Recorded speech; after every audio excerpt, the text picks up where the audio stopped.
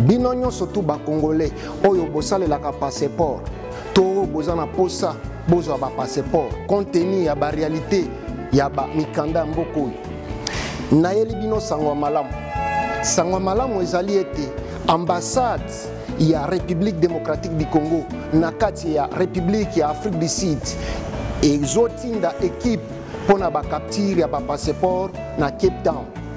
Capture à Cape Town.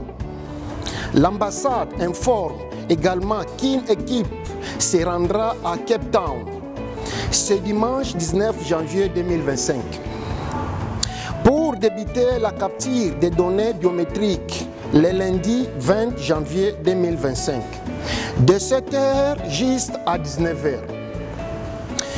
Durée de la capture. La capture des données à Cape Town se déroulera du lundi au vendredi 24 janvier 2025. Soki ozana possibilité te ya kokende na Pretoria pona kende osalisa passeport occasion yango epesameli lekisa message pa ndeko mobali ndeko mwasi yebisa ete Patrick Chimanga tata mayangani mwana ya mama Christine Kalanga ayeli biso sangwa malamu eza eti équipe ya ambassade eza déjà na Mada City na Cape Town mais bakobanda musala officiellement na mokolo ya le 20 ti na le 24 bakozwa ba capture na bino pesi mabokozwa ba passeport na bino esi yango boko manase bozwa babik bofungola matoyi boyoka bisika nini bakozala na Cape Town. Adresse Fontaine Hotel, Cape Town City Center. Fontaine Hotel, Cape Town City Center. Numéro 1, Saint-Georges Mall, Cape Town City Center.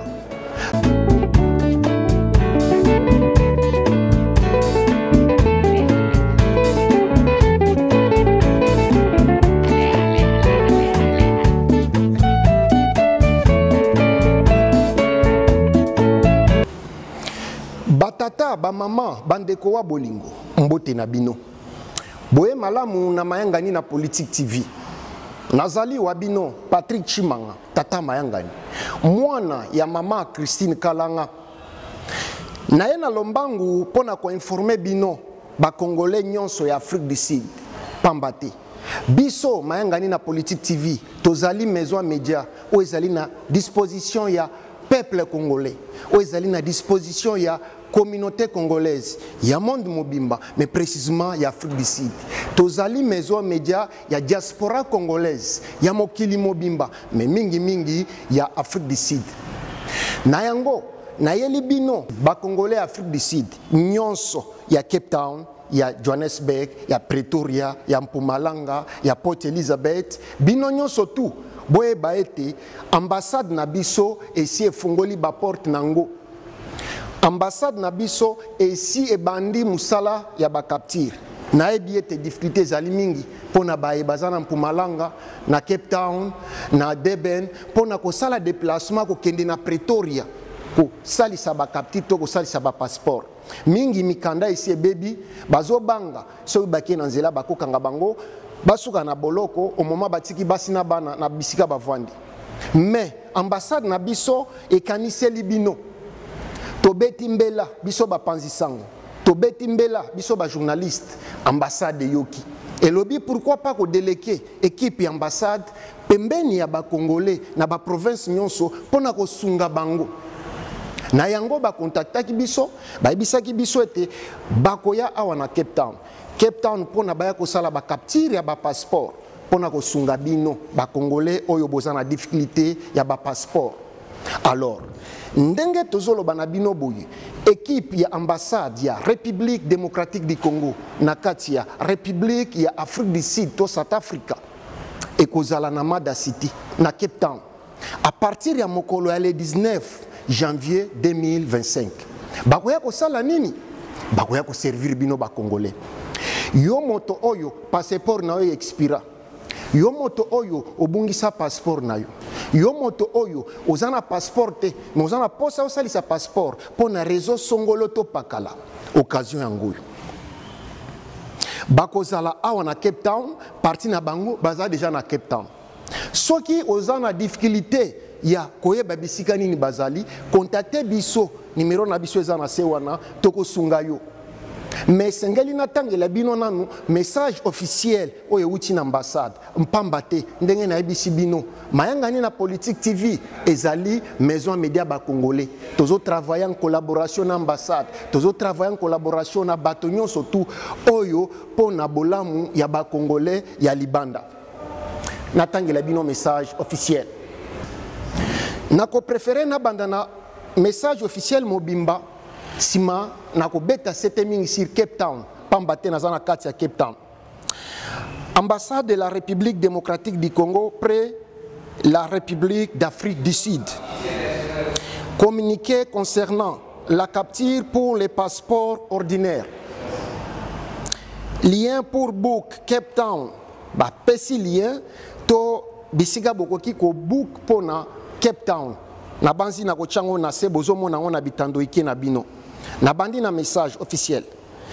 L'ambassade de la République démocratique du Congo à Pretoria informe la communauté congolaise résidant en Afrique du Sud que les dates du 16 et du 17 janvier 2025 sont déclarées jours fériés en République démocratique du Congo en hommage aux héros nationaux Patrice Emery Lumumba et Musée Laurent Désiré Kabila.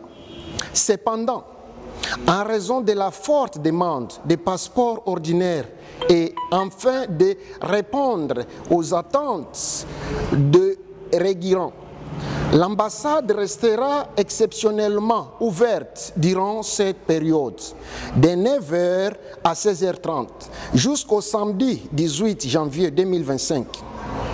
La capture à Pretoria sera suspendue pendant la période de la capture à Cape Town. Na côté siko na côté ya Cape Town. Capture à Cape Town. L'ambassade informe également qu'une équipe se rendra à Cape Town ce dimanche 19 janvier 2025. L'ambassade informe également qu'une équipe se rendra à Cape Town ce dimanche 19 janvier 2025 pour débuter la capture des données biométriques le lundi 20 janvier 2025 de 7h à 19h. Durée de la capture. La capture des données à Cape Town se déroulera du lundi 20 au vendredi 24 janvier 2025. Modalité d'accès. Uniquement les réguérants ayant pris un rendez-vous en ligne via les liens suivants. Nabanzi na lien na sewana to bozomo na ngona bitando ike na bino. L'ambassade de la République démocratique du Congo remercie la communauté congolaise pour sa compréhension et sa coopération pour le bon déroulement de ce processus. Mais bakozala wapi na Cape Town, adresse yango boko manase, bozo babik, bofungola matoi, boyo kabisika nini bakozala na Cape Town. Adresse Fontaine Hotel, Cape Town City Center. Fontaine Hotel, Cape Town City Center. Numéro 1, Saint-Georges Mall, Cape Town City Center. Donc, pour na bino nyonso tu bana Mada City, bino nyonso tu bana Cape Town, boyebi bisika nini Fontaine Hotel ezali. Na baeba ebite, bobenga biso, numéro na biso eza sewana, toko sunga bino po boyeba bisika nini bazali. Alors, komisa message na moto nyonso, bo panza message na ba groupe WhatsApp nyonso, bo panza message yo bisika ba Congolais bazali bisika nyonso.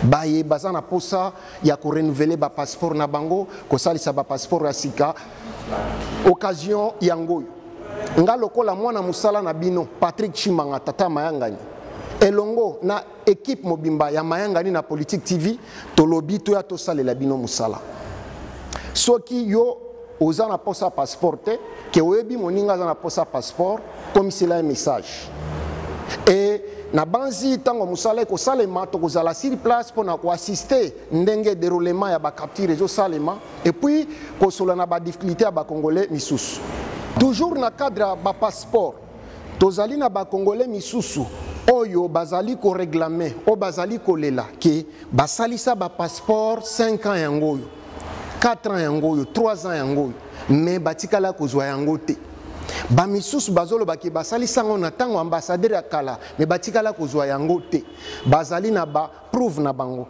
bazali na ba preuve na bango ba jeton o bakatela ki bango me ba passeport ezomona na te alors na kosenga na bino nyonso tu yo congolais nyonso tu oyo asi aplaya ki pona passeport ke ba pesi yo jeton comment nango na bisika équipe ambassade ezali présenter bango et puis ba trouver solution pour nayo ceux qui ont kozala na difficulté contacter biso mayanga ni na politique TV toko mema dossier na yo ti bisika bazali et toko loba pamba te biso tozaba na misala ba congolais to ya pona kolobela ba congolais to lingite boyima yimaka kaka ke ambassade na biso ezo sala biso mabe ambassade na biso ezo yiba biso to salaki ba passeport ba bon ba nini ba preuve yango mais tozi ba passeport te occasion yango yo na sengi na bino nyonso tu bisika bozali na Cape Town mobimba libanda Cape Town boya bo salisa ba passeport na bino ndenge na bisaka bino na ibandeli na ko garder bino mingi te nazali wa bino Patrick Chimanga tata mayangani mwana ya mama Christine Kalanga peto kabwani pona lelo tokoya lisusu soki information mususu ya mbango ezali pona ko informer bino tokoyela bino ndenge na yebisi bino mayangani na politique TV ezo travailler en collaboration na ambassade ya République démocratique du Congo na Afrique du Sud pe ezo travailler en collaboration na ba congolais nyonso tout pambate eza media na bino ba congolais tomona nimbala sima nzamba pambola bino goodbye.